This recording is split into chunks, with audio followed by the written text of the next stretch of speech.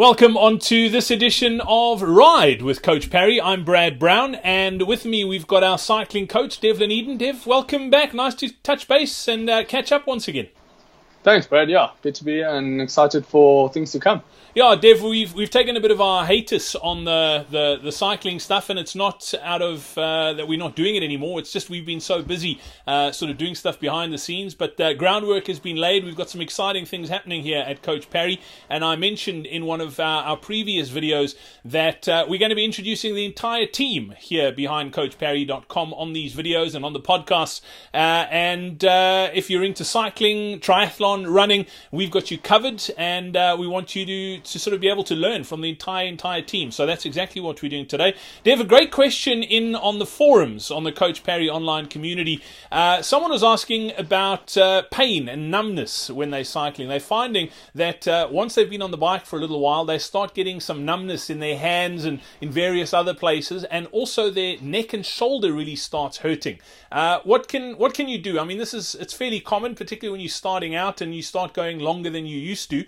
But what can you do to sort of counteract it? Is it a case of a cup of cement for breakfast, or are there things you can do to get over it? Well, look, before we start prescribing cement at all, I think let's get the mechanical sort of stuff out and biomechanics out the way. Look, first and foremost would be to start off with corrections in bike setup. So whether you've had a setup done and might need a little bit of tweaking, or haven't actually got that far yet, that's going to be first and foremost. So when we start talking about things like numbness in the hands, for instance, more often than not, the actual reach from your saddle height down to your handlebars might be too drastic. So your seat might be much higher than what your bars are. So that changes center of gravity quite a lot, and you've actually got a lot of pressure on the hands. So your reach and your drop itself needs to be looked at from a setup point of view. And then we start talking equipment in the sense of decent grips. So if it's a mountain bike, maybe sort of foam grips rather than the hard sort of standard grips that they come out with. Road bike, maybe look at the kind of bar tape that you're using as well. And then with that, I always say sort of focus a little bit more on the contact points on the bike. So especially when we're dealing with, obviously, your hands, good gel padding underneath the nerves on your hands as well is quite important. And that generally helps quite a lot with the numbness. When we talk about stiff neck and shoulders, again, the drop could be an issue because you could be really low reaching and have to really strain your neck quite a lot to look up the road.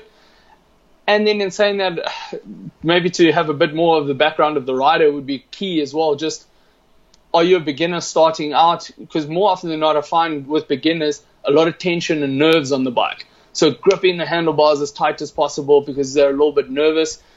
That comes with practice, with a bit more skill and building confidence, where you start to relax a little bit and just relax the upper body a bit on the bike as well. The idea is not to have too much pressure on the hands, not to be too strained, because that also then affects handling of the bike and that sort of thing. So I think first and foremost, let's look biomechanically, maybe have your setup double checked, and then from there start looking at the equipment that you're dealing with, and that before we then move on to possible strength and conditioning as well, which could always help. Yeah, absolutely, and that's an easy fix, Dev. I mean, getting a bike setup, we see it so often. People buy bikes and they skimp on the getting a professional bike setup, as opposed to someone looking and closing their one eye and looking at angles that way. Yeah. Like go to someone who knows what they're doing. It's worth the money that you spend, and it's definitely going to help. And something that I found that helps for the numbness on the hands, Dev, is if you cut a pool noodle and you then put it over the handlebars. It's nice and thick. It's soft. That works. I'm kidding. Don't anybody go cut up a pool noodle. I was going to say the thing with the pool noodle is also a bit fatter, so it often affects your sort of gripping of the bike. So no, don't go that way. I got big hands, it doesn't work.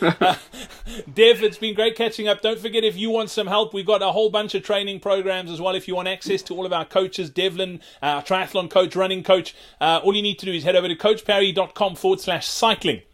That's where you can get all the details from our online training platform. If you're training for your very first 94.7 cycle challenge, or you're training for your fastest Cape Town cycle tour, doesn't matter. Multi-day stage race on the mountain bike, we've got you covered. Go check it out. CoachParry.com/cycling. Dev, as always, great to catch up. Thanks for your time. We look forward to catching up again next week. Great stuff. Chat soon. Thanks.